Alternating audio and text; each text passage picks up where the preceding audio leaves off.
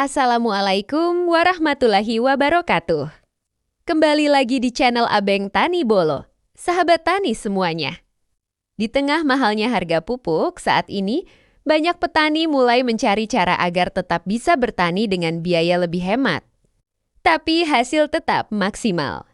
Nah, di video kali ini, saya akan membagikan rahasia kompos cepat matang yang bisa kalian praktikan langsung di rumah atau di kebun. Kompos ini bukan kompos biasa. Karena dengan teknik yang tepat, kita bisa mempercepat proses pembusukan bahan organik dari yang biasanya berbulan-bulan. Menjadi hanya hitungan minggu saja. Bahan-bahannya pun sederhana.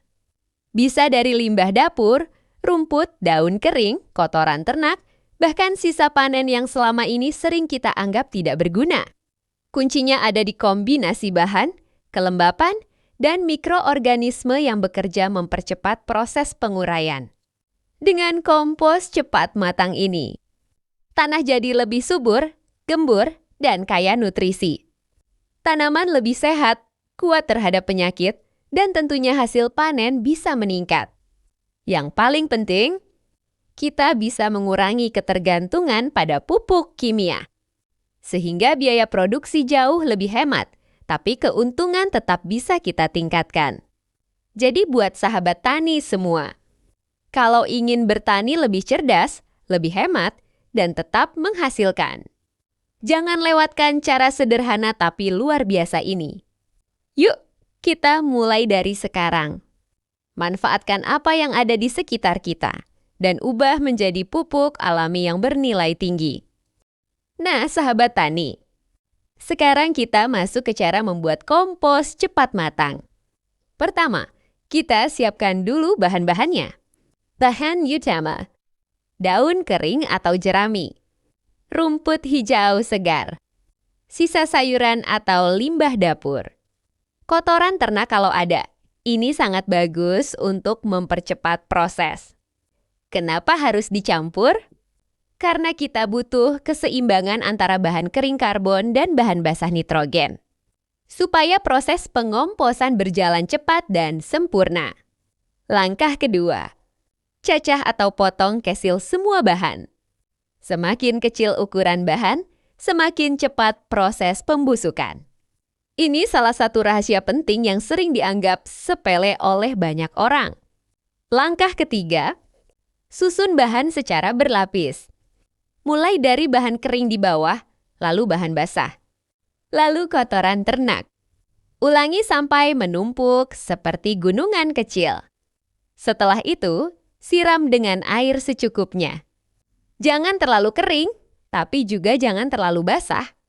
Ciri yang bagus itu kalau digenggam terasa lembab, tapi tidak menetes. Langkah keempat, ini yang paling penting. Tambahkan starter mikroorganisme.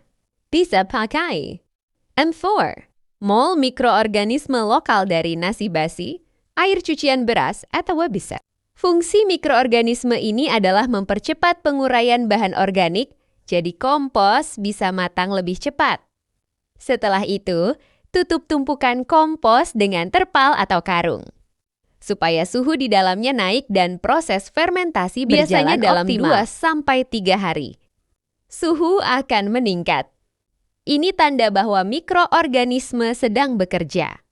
Langkah berikutnya, lakukan pembalikan setiap 3-5 hari sekali. Tujuannya supaya oksigen masuk dan proses pembusukan merata. Kalau tidak dibalik, biasanya kompos jadi lama matang dan bisa berbau tidak sedap. Ciri kompos sudah matang. Nah, sahabat tani, setelah kurang lebih 2-3 minggu tergantung bahan dan perawatan, kompos akan mulai matang. Ciri serenya, warna berubah jadi coklat kehitaman. Tekstur remah, tidak menggumpal. Tidak berbau busuk, malah seperti bau tanah hutan. Suhu sudah normal tidak panas. Kalau sudah seperti ini, artinya kompos siap digunakan. Kita tidak hanya mengurangi limbah, tapi juga menciptakan pupuk sendiri yang murah dan berkualitas. Bayangkan kalau setiap petani bisa membuat kompos sendiri. Biaya pupuk bisa ditekan, tanah jadi lebih sehat, dan hasil panen bisa lebih maksimal. Inilah langkah kecil, tapi dampaknya besar untuk masa depan pertanian kita. Jadi jangan tunggu nanti. Mulai dari sekarang, manfaatkan bahan yang ada di sekitar kita. Kalau video ini bermanfaat, jangan lupa like, share ke sesama petani, dan subscribe channel ini. Karena di sini kita belajar